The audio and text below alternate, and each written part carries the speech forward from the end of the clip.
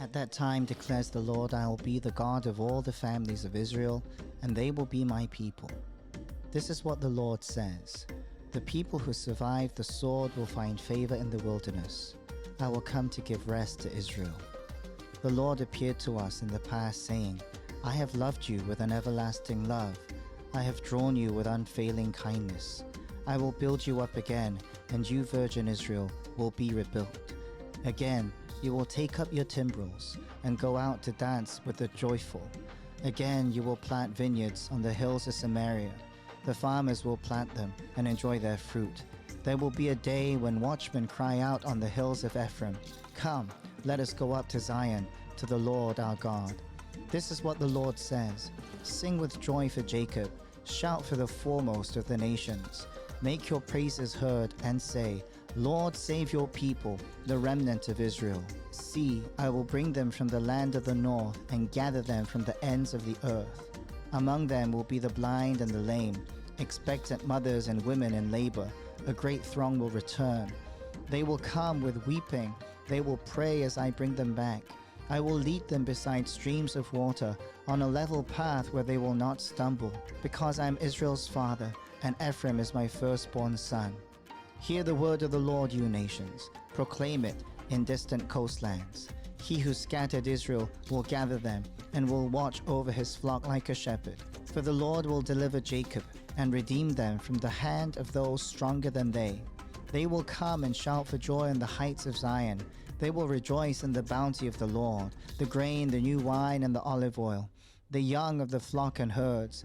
They will be like a well-watered garden, and they will sorrow no more. Then young women will dance and be glad, young men and old as well. I will turn their mourning into gladness. I will give them comfort and joy instead of sorrow. I will satisfy the priests with abundance, and my people will be filled with my bounty, declares the Lord. This is what the Lord says. A voice is heard in Ramah, mourning and great weeping. Rachel weeping for her children and refusing to be comforted, because they are no more. This is what the Lord says. Restrain your voice from weeping and your eyes from tears, for your work will be rewarded, declares the Lord. They will return from the land of the enemy. So there is hope for your descendants, declares the Lord. Your children will return to their own land. I have surely heard Ephraim's moaning. You discipline me like an unruly calf, and I have been disciplined. Restore me and I will return, because you are the Lord my God.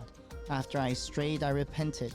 After I came to understand, I beat my breast. I was ashamed and humiliated because I bore the disgrace of my youth. Is not Ephraim my dear son, the child in whom I delight? Though I often speak against him, I still remember him. Therefore my heart yearns for him. I have great compassion for him, declares the Lord.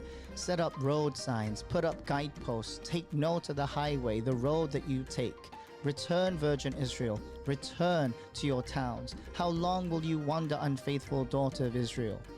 The Lord will create a new thing on earth. The woman will return to the man. This is what the Lord Almighty, the God of Israel, says. When I bring them back from captivity, the people in the land of Judah and in its towns will once again use these words. The Lord bless you, you prosperous city, you sacred mountain.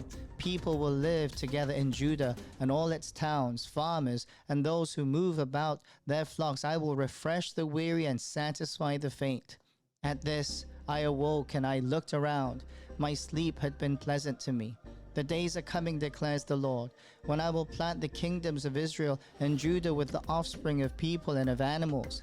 Just as I watched over them to uproot and tear down and to overthrow, destroy and bring disaster, so I will watch over them to build and to plant, declares the Lord. In those days people will no longer say, the parents have eaten sour grapes, and the children's teeth are set on edge. Instead, everyone will die for their own sin. Whoever eats sour grapes, their own teeth will be set on edge. The days are coming, declares the Lord, when I will make a new covenant with the people of Israel and with the people of Judah. It will not be like the covenant I made with their ancestors when I took them by the hand to lead them out of Egypt, because they broke my covenant, though I was a husband to them, declares the Lord. This is the covenant I will make with the people of Israel. After that time, declares the Lord, I will put my law in their minds and write it on their hearts. I will be their God, and they will be my people. No longer will they teach their neighbor or say to one another, know the Lord, because they will all know me. From the least of them to the greatest, declares the Lord, for I will forgive their wickedness and will remember their sins no more.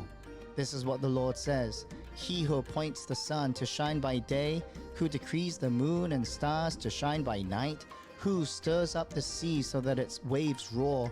The Lord Almighty is his name. Only if these decrees vanish from my sight, declares the Lord, will Israel ever cease, being a nation before me. This is what the Lord says. Only if the heavens above can be measured, and the foundations of the earth below be searched out, will I reject all the descendants of Israel, because of all they have done, declares the Lord. The days are coming, declares the Lord, when this city will be rebuilt for me, from the tower of Hananel to the corner gate. The measuring line will stretch from there straight to the hill of Gareb, and then to Goah. The whole valley where dead bodies and ashes are thrown, and all the terraces out to the Kidron Valley on the east as far as the corner of the Horse Gate will be holy to the Lord. The city will never again be uprooted or demolished. This is the word of the Lord. Thanks be to God.